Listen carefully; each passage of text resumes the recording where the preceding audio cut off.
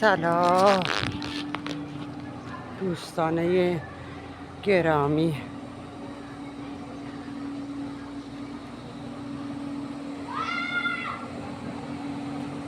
امیدوارم که از این لحظه ها لذت ببرید،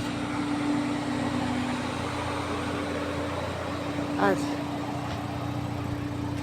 دونه دونه اینجا من با کلی سختی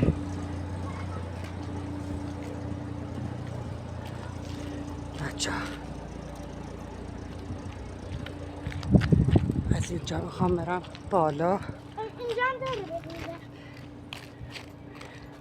و یه اینجا چقدر خاکبازی داره، میتونم بذارم واسه اون همکاره. خودت پاتو نکش رو زمین ماهان، خاکه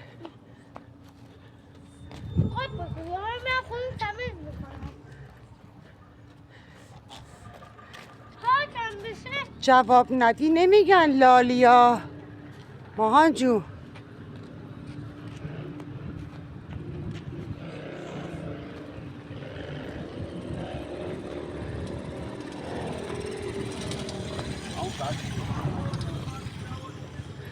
مامان بیا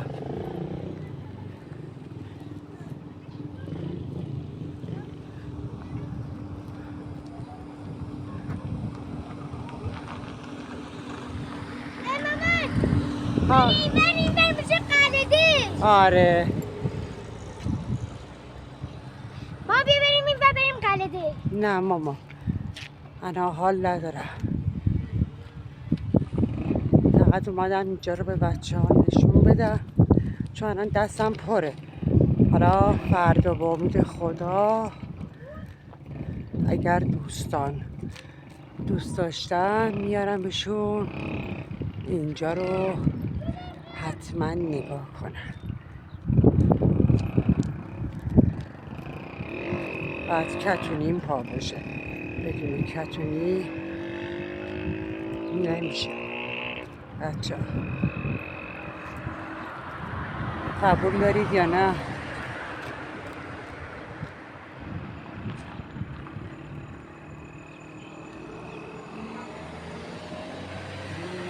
ماهان نرو اون تو آیا ببینی مار میاد بیرون.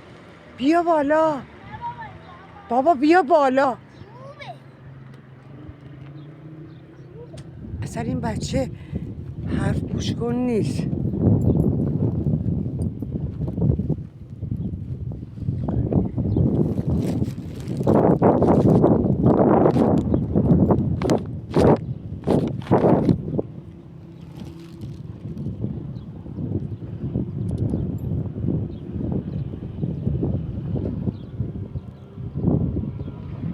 ای خدا خیلی راه آدم نگاه میکنه اینجا قلبش میگیره. اصلا بود از سالات و چجوری بیایی پایین.